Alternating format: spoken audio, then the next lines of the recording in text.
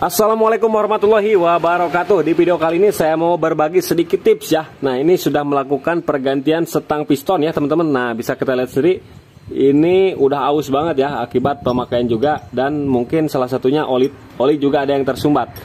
Nah, kemudian di sini saya kasih saran ataupun tips buat teman-teman semua. Sehabis motor turun mesin ya, teman-teman mungkin suka ngebersihin ini ya, bagian lotari oli. Nah, lotari oli ini susah banget dibersihkannya. Kalau pakai karbu cleaner itu 3 biji pun masih tetap kotor dalamannya ya teman-teman. Karena di dalam sini banyak banget serbuk besinya teman-teman. Jadi nggak bisa dibersihkan pakai bensin, disemprot-semprot nanti terus bakalan tetap ada. Jadi ini kurang lebih motor sekitar berapa tahun ya? 15 tahun apa 16 tahun ini motor? Maaf teman-teman, ini motor 2002 ya, berarti 20 tahunan. 20 tahunan ini motor nih. Nah, ini motor nih 20 tahunan ya. Nah, jadi ini motor 20 tahun ya, belum pernah ganti lotari oli ini. Nah, jadi fungsi dari ini untuk menyaring serbuk-serbuk besi ataupun serbuk gesekan dari gesekan plat kopling yang aus ya, ataupun kotoran-kotoran lainnya. Nah, jadi fungsi dari ini sebelum oli masuk ke bagian setang piston untuk pelumasan setang piston dan penyemprotan ke bagian piston ya, maka disaring dulu oleh lotari ini. Nah, jadi cara kerjanya seperti ini. Bisa kita lihat sendiri, ini bagian kruk as ya. Di sini ada lubang, jadi lubang ini tidak langsung ke bagian setang piston, tidak langsung tembus ke big end. Jadi dia melalui proses dulu di sini.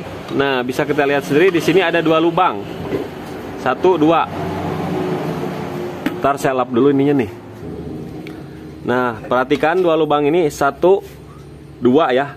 Nah, titik ini sejajar dengan titik yang di bawah, lubang yang di bawah. Sedangkan yang di sini nih ada 1 lubang lagi nih. Nah, ini lubang yang ini langsung tembus ke setang piston ya. Nah, jadi cara kerjanya ketika oli masuk dari sini, maka dia akan keluar dari sini dulu ya. Dari kedua ini untuk melumasi bos ya, bos kampas kopling ataupun rumah kampas otomatis. Kita tutup aja, ini nggak berpengaruh ini. Nah, kita lihat di bagian bawah. Nah, keluar dari sini ya, tuh. Keluar dari bawah sini. Nanti dia masuk ke sini teman-teman. Nah, masuk ke bagian sini, ke yang besar. Jadi sejajarkan dengan yang garis ini ya. Nah, garis ini sejajar dengan garis yang 2 ini. Nah, contohnya seperti ini ya. Nah, jadi dia menghadap ke yang besar dulu. Kemudian dengan gaya sentrifugal di sini juga diputar olinya diputar. Nanti nyemprot ini.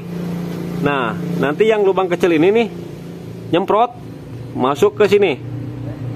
Masuk ke yang bagian stang piston. Ya. Nah, karena diputar di sini nanti penyaring nanti nyemprot ke sini, masuk ke bagian stang piston untuk melumasi stang piston dan dinding liner ya. Nah, cara pemasangannya seperti ini. Nah, jadi seperti ini ya teman-teman tuh.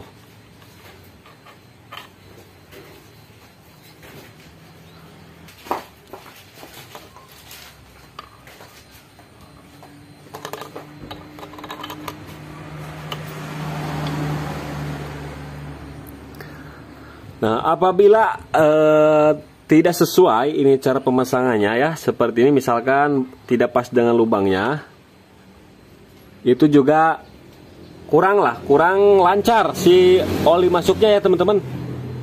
Kurang lancar oli masuknya.